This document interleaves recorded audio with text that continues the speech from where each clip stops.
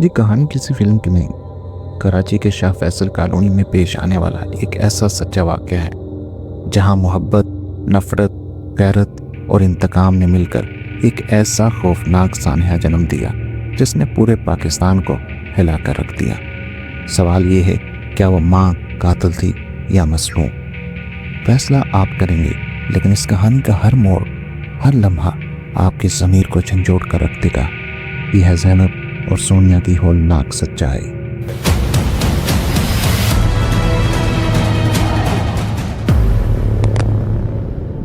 ایک ماں، ایک قاتلہ یا ایک مظلوم؟ 23 اگست 1992، ملتان۔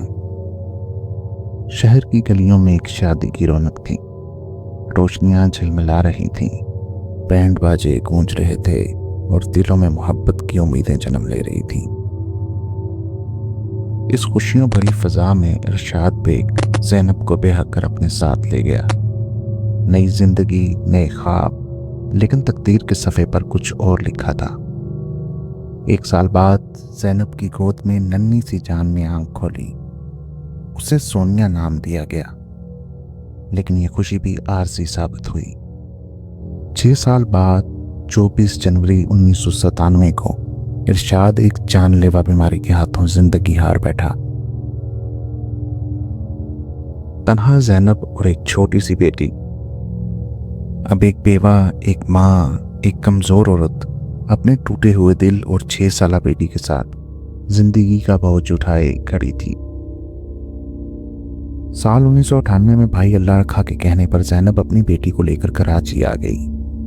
قسمت نے اسے ایک بنگلے میں نوکری دلوائی، جہاں ہوئی ملاقات احمد عباس سے،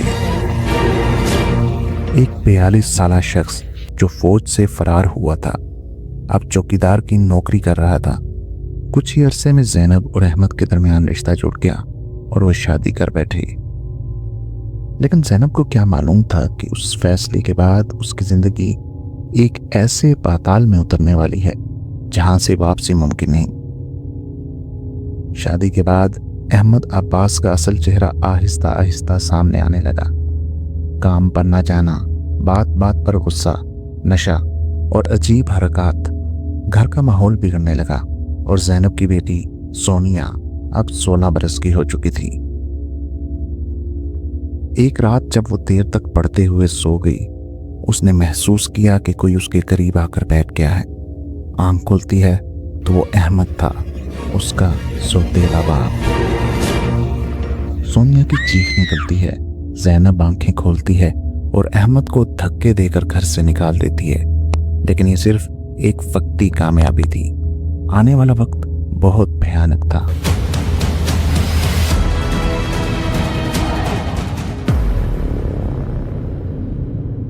دو دن بعد احمد نشے میں دھت ہو کر واپس آیا اور اس بار نہ صرف زینب پر ہاتھ اٹھایا بلکہ سونیا پر بھی ظلم کرنے کی کوشش کی۔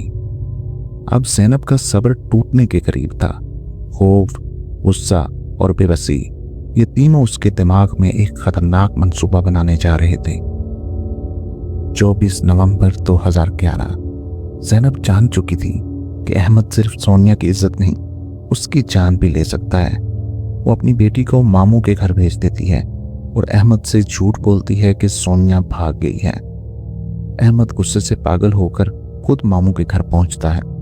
سونیا کا وہاں دیکھ کر وہ یقین کر لیتا ہے کہ زینب اور اس کے بھانجے رجب اور ظہیر سب ملے ہوئے ہیں۔ سونیا کو بالوں سے گھسیٹ کر وہ واپس لاتا ہے اور ایک زنجیر سے باندھ کر اس کے پیر میں تالا لگا دیتا ہے۔ زینب چپ چاپ یہ سب تماشا دیکھ رہی ہوتی ہے، لیکن آخر کب تک؟ اب اس کا سب بھی جواب دے چکا تھا۔ اس نے اپنے بھائی کے بیٹوں رجب اور ظہیر کے ساتھ مل کر ایک ایسا گھنونا پروگرام بنایا کہ عقل دنگ رہ جائے۔ زینب نے احمد کو چپ چاپ اس رات نیند کی دوائیں چائے میں ملا کر بلائی۔ جب احمد گہری نیند میں چلا گیا تو زینب رجب اور ظہیر کو بلاتی ہے اور قتل کی رات شروع ہو جاتی ہے۔ تینوں مل کر پہلے سونیا کی زنجیر کھولتے ہیں اور وہی زنجیر لے کر اور احمد کا گلا اس سے گھونٹ دیتے ہیں۔ احمد کے جسم سے جان نکل جاتی ہے अब उन्हें उसकी लाश को ख़त्म करना था। वारदात से कबल ज़ैनब ने तेज छुरी, चाकू, चूल्हा और बड़ा पतीला खरीद रखा था। रजब अहमद का सर काट कर संदूक में रख देता है। ज़हीर हाथों के छोटे छोटे टुकड़े करता है। ज़ैनब पानी से खून साफ करती है।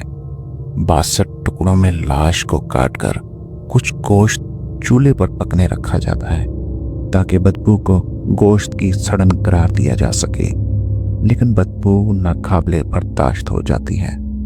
बदबू मोहल्ले में फैल चुकी थी। दरवाज़ा खटखटाया गया। ज़ैनब ने बहाने बनाए, लेकिन मालिक मकान की बीवी ने मशकूक होकर शिकायत कर दी। पुलिस आई, दरवाज़ा खुला और अंदर जो मंजर देखा वो पाकिस्तान की तारीख का सबसे खौफनाक मंजर बन गया।